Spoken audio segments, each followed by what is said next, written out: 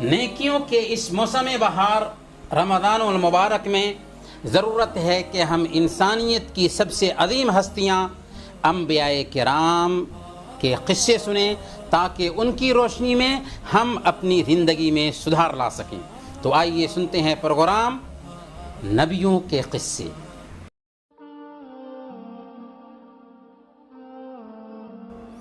بسم اللہ والصلاة والسلام علی رسول اللہ وبعد۔ محترم ناظرین، السلام علیکم ورحمۃ اللہ وبرکاتہ۔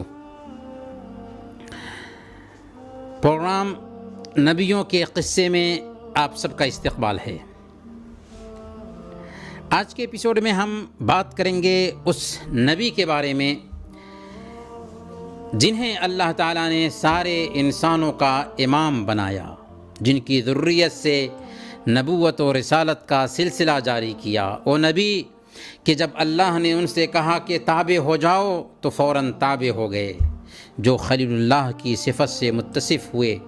وہ نبی کہ جن کی یادگار خانہ کعبہ، مقام ابراہیم، حج، عمرہ، صفا اور مروہ کی سعی، آب زمزم اور رمی جمرات ہیں۔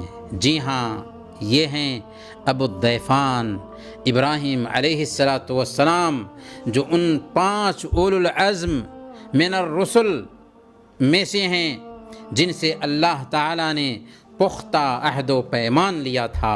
یہ وہ نبی ہیں جنہیں اللہ تعالیٰ نے انسانی طاقت و قوت سے بڑھ کر آزمایا اور وہ ہر امتحان میں کلی طور پر کامیاب اترے۔ قرآن کریم حضرت ابراہیم علیہ السلام کی پیدائش یا بچپن کے بارے میں بالکل خاموش ہے، البتہ اس زمانے کی اجتماعی و معاشرتی اور دینی صورتحال کی طرف اشارہ ضرور کرتا ہے، جس سے پتہ چلتا ہے کہ اس وقت لوگ 3 جماعتوں میں بٹے ہوئے تھے۔ ایک جماعت مورتیوں کی پوجا کرتی تھی، دوسری جماعت چاند، سورج اور ستاروں کی پوجا کرتی تھی، جبکہ تیسری جماعت بادشاہوں کے سامنے سر ٹیکا کرتی تھی۔ اس مشرکانہ اور دہریت کے گھناؤنے ماحول میں مشرکین کے ایک پروہت آذر کے گھر ابراہیم علیہ السلام کی پیدائش ہوتی ہے۔ آذر نہ صرف مورتی کی پوجا کرتا تھا بلکہ مورتی بناتا بھی تھا اور اسے بیچا بھی کرتا تھا، اور اسی بت پرستی کی وجہ سے سماج میں امتیازی حیثیت رکھتا تھا۔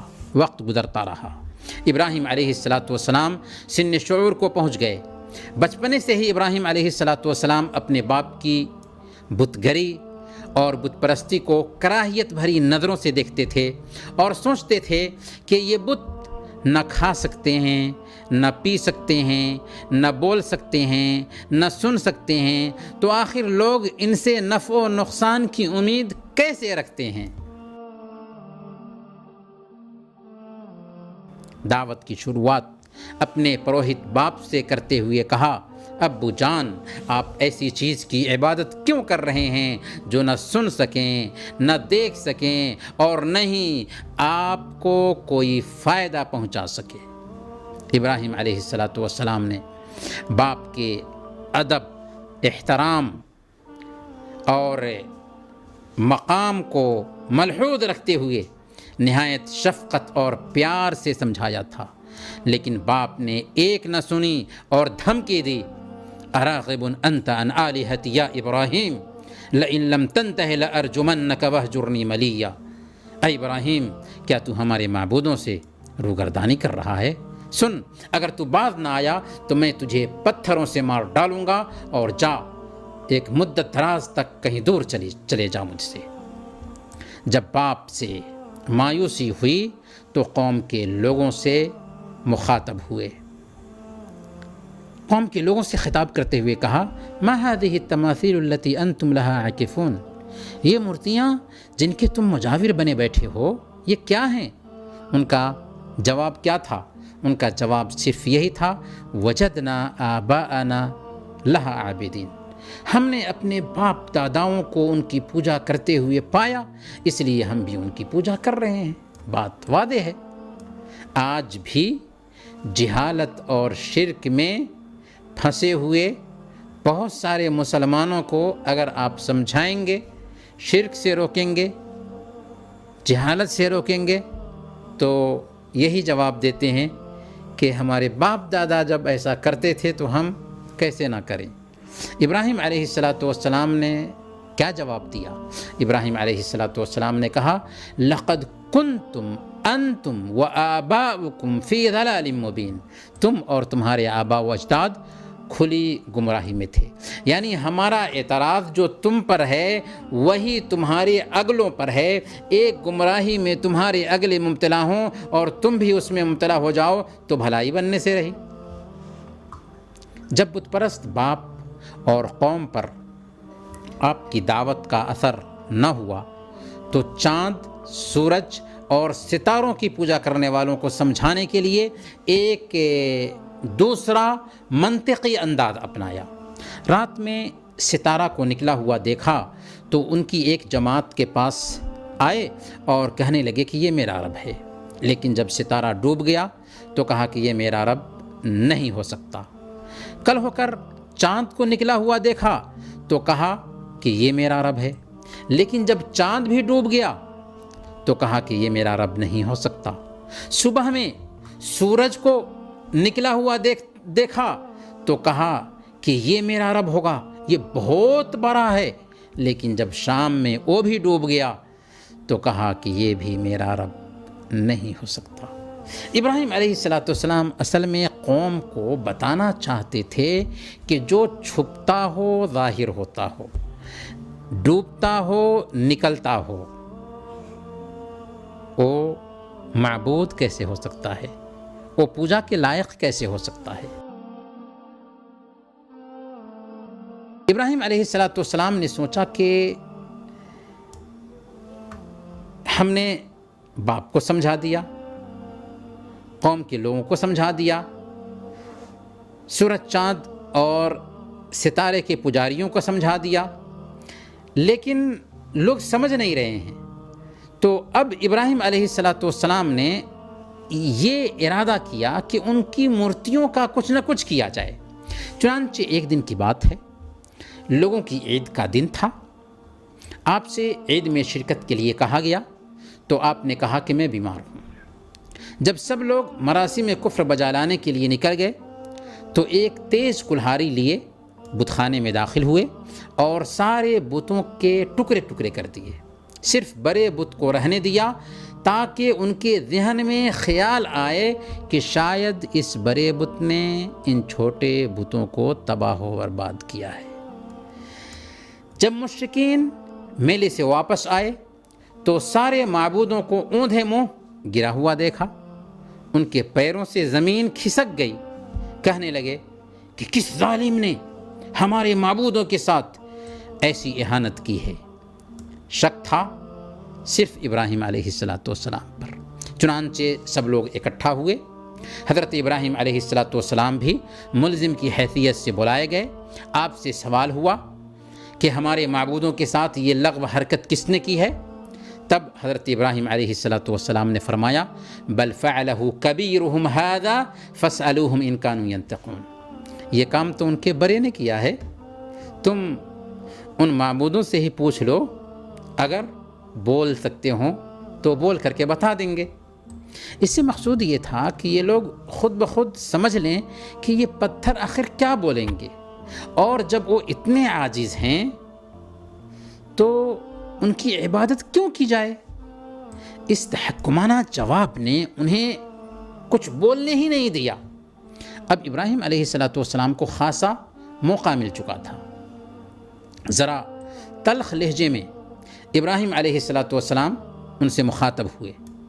آپ نے فرمایا قال افتعبدون من دون اللہ ما لا ينفعكم شيئا ولا يضركم اف لكم ولم تعبدون من دون اللہ، افسوس کہ تم ان کی عبادت کرتے ہو جو نہ تمہیں کچھ فائدہ پہنچا سکیں اور نہ ہی نقصان دور کر سکیں۔ تف ہے تم پر اور ان پر جن کی تم اللہ کے سوا پوجا کرتے ہو، کیا تمہیں اتنی بھی عقل نہیں ہے؟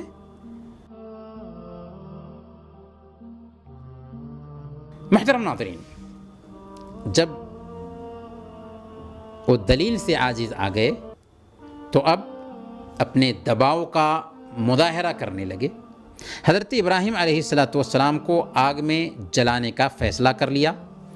چنانچہ ایک گہرا کنواں کھودا گیا، اس میں آگ جلائی گئی، پھر ابراہیم علیہ السلام کو منجنیق کے دریا آگ میں ڈال دیا گیا۔ اللہ جسے رکھے اسے کون چکھے۔ فوراً اللہ تعالیٰ نے آگ کو حکم دیا، یا نار کونی بردم و سلامن علی ابراہیم، اے آگ تو ٹھنڈی ہو جا اور ابراہیم علیہ السلام کے لیے سلامتی کی چیز بن جا۔ چنانچہ آگ ابراہیم علیہ السلام کو چھوتی بھی نہیں ہے اور ابراہیم علیہ السلام کے لیے بالکل ٹھنڈی ہو جاتی ہے۔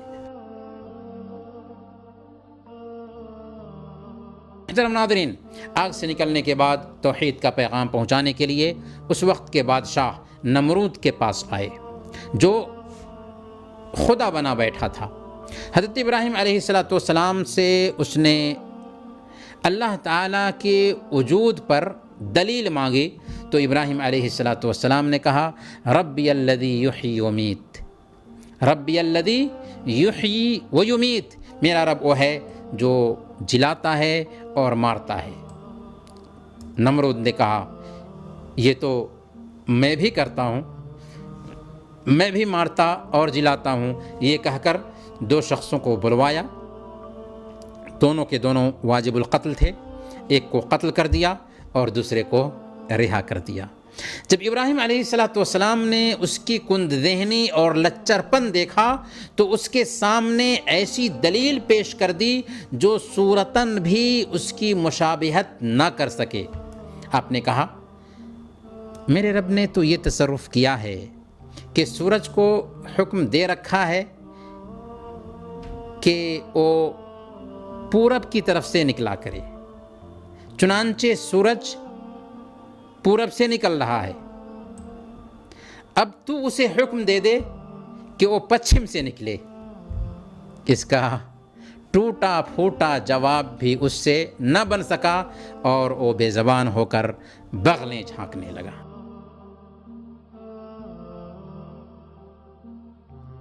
محترم بھائیوں اور بہنوں، اب ابراہیم علیہ السلام کا چرچا پورے ملک میں ہو گیا تھا، آئے دن مخالفتوں میں اضافہ ہی ہو رہا تھا۔ چنانچہ آپ نے ہجرت کا فیصلہ کر لیا اور لوط اور اپنی بیوی سارہ علیہ السلام کو ساتھ لیے شام اور حران سے ہوتے ہوئے فلسطین پہنچے، پھر مصر گئے۔ مصر میں پہنچنے کے بعد ایک معجزاتی واقعہ پیش آیا جس کا ذکر صحیح بخاری اور مسلم میں آیا ہے، جس کا خلاصہ یہ ہے کہ مصر کا بادشاہ بڑا ظالم تھا۔ جب آپ مصر پہنچے تو بادشاہ کو خبر ہوئی، جھٹ سپاہی بھیجا، وہ حضرت سارہ کو لے کر آنے کے لیے سارہ علیہ السلام کے پاس آیا۔ چنانچہ حضرت ابراہیم علیہ السلام کے پاس آنے کے بعد ان سے پوچھا کہ آپ کے ساتھ یہ کون ہے؟